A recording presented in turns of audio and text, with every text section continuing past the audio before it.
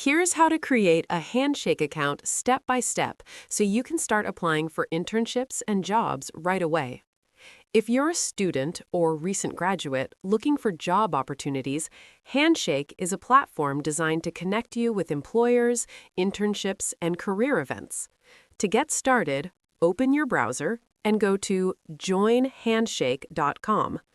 Once you're on the home page, you'll see that Handshake is built specifically for students and Gen Z job seekers, with access to thousands of employers and career resources.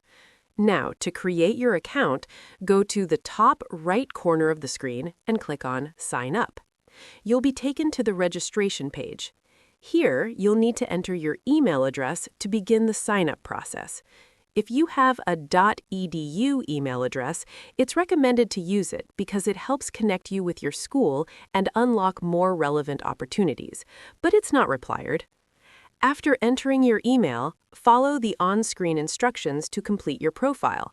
This may include adding your school, major, interests, and career preferences, which helps Handshake match you with the most relevant jobs and internships. Take your time filling this out because a complete profile increases your chances of getting noticed by employers.